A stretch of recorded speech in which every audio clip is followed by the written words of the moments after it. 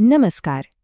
ક્યારેય વિચાર્યું છે કે આપણે જે કંઈ રિસર્ચ વિશે વાંચીએ છીએ કે સાંભળીએ છીએ એના પર ભરોસો કેટલો કરવો? આજે આપણે બસ આ જ સવાલનો જવાબ શોધવાના છીએ. અરે, આપણે આસપાસ તો માહિતીનો દરિયો છે. રોજ કોઈકને કોઈક નવો સ્ટડી આવે છે જે કંઈક નવું કહે છે. પણ આ બધામાં સાચું શું ને ખોટું શું એ નક્કી કઈ રીતે કરવું? વેલ, આ મોટા સવાલનો જવાબ છે ને એ ખાલી એક જ શબ્દમાં છે. અને આજે આપણે એ જ શબ્દને બરાબર સમજવાના છીએ. અને એ શબ્દ છે યથાર્થતા, એટલે કે વેલિડિટી. કોઈ પણ રિસર્ચ પર વિશ્વાસ કરી શકાય કે નહીં એનો આખો આધાર આના પર જ છે. સાવ સાદી ભાષામાં કહું તો યથાર્થતા એટલે શું કોઈ ટેસ્ટ કે સર્વે ખરેખર એ જ વસ્તુ માપી રહ્યો છે જે માપવાનો એ દાવો કરે છે? બસ આટલું સમજાઈ જાય ને તો કોઈ પણ રિસર્ચને પારખવાની ચાવી હાથમાં આવી જાય. તો ચાલો હવે આ યથાર્થતાની દુનિયામાં જરા ડૂબકી મારીએ. આપણે જોઈશું કે રિસર્ચ પર વિશ્વાસ કેવી રીતે કરવો, યથાર્થતા એમાં શું ભાગ ભજવે છે અને એના અલગ અલગ પ્રકારો કયા છે. ચાલો શરૂ કરીએ. ચાલો શરૂઆત કરીએ યથાર્થતાના બે સૌથી સહેલા અને સીધા પ્રકારોથી. આને એક જાતનું ફર્સ્ટ ચેક એટલે કે કોમન સેન્સથી થતી તપાસ પણ કહી શકાય. પહેલી છે વિષય વસ્તુ યથાર્થતા. આનો સીધો મતલબ છે કે બધું કવર થવું જોઈએ. એક મિનિટ માટે વિચારો, આખા વર્ષની પરીક્ષા હોય પણ સવાલ ખાલી પહેલા 2 ચેપ્ટરમાંથી જ પૂછાય તો શું એને બરાબર પરીક્ષા કહેવાય? ના જ કહેવાય. બસ રિસર્ચમાં પણ એવું જ છે. જે પણ ટૂલ હોય એણે આખા વિષયને બરાબર આવરી લેવો જોઈએ.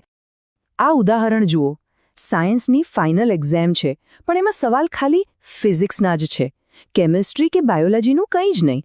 તો શું આનાથી સ્ટુડન્ટના આખા સાયન્સના નોલેજની સાચી પરખ થાય? બિલકુલ નહીં. આનો મતલબ એ થયો કે આ ટેસ્ટની વિષયવસ્તુ યથાર્થતા એટલે કે કન્ટેન્ટ વેલિડિટી ઓછી છે. ઓકે, તો માની લઈએ કે ટેસ્ટમાં બધું કવર તો થઈ ગયું છે, પણ શું એ પહેલી નજરે જોતા જ બરાબર લાગે છે? એટલે કે એ જે કામ માટે બની છે એવું દેખાય તો છે ને? અને બસ આ જ સવાલ આપણને લઈ જાય છે યથાર્થતાના બીજા પ્રકાર પર. આ છે મુખ યથાર્થતા. આનું બીજું નામ છે ફેસ વેલિડિટી, એટલે કે પહેલી નજરમાં કેવું લાગે છે. શું કોઈ ટેસ્ટને જોતા જ એવું લાગે કે હા, આ જે માપવા બન્યો છે એ જ માપી રહ્યો છે? આ કોઈ ડીપ સાયન્ટિફિક ચેક નથી. આ તો ખાલી ઉપરથી કોમન સેન્સથી જોવાની વાત છે. આ જુઓ કેટલું સિમ્પલ છે. જો ગણિતના ટેસ્ટમાં સરવાળા, બાદબાકી, ગુણાકારના દાખલા હોય તો તરત જ મગજમાં બેસી જાય કે હા, આ ગણિતનો જ ટેસ્ટ છે.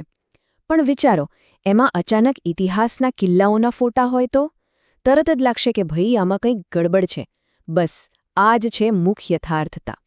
ટૂંકમાં આ બંને વચ્ચેનો તફાવત બહુ સીધો છે.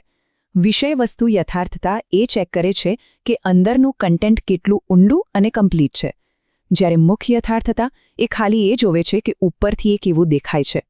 એક છે અંદરનો માલ તો બીજો છે ઉપરનો દેખાવ. સારું, તો અત્યાર સુધી તો આપણે ઉપરની વાત કરી. હવે જરા ઊંડાણમાં જઈએ.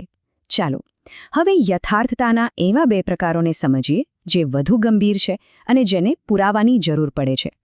આ છે માપદંડ સંબંધિત યથાર્થતા.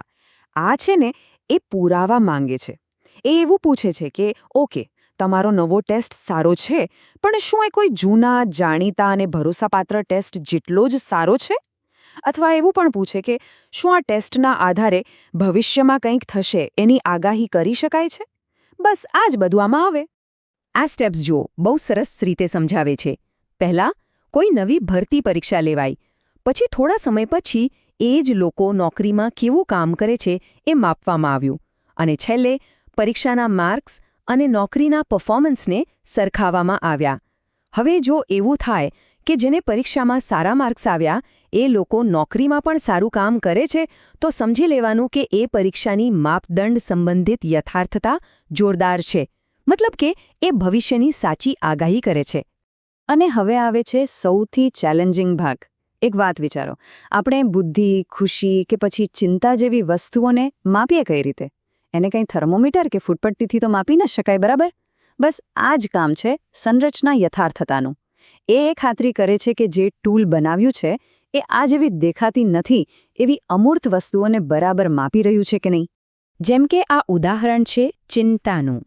જો કોઈ પ્રશ્નાવલી ચિંતામાં આપવાનો દાવો કરતી હોય તો એમાં સવાલો પણ માનસિક તણાવ કે બેચેની જેવા હોવા જોઈએ.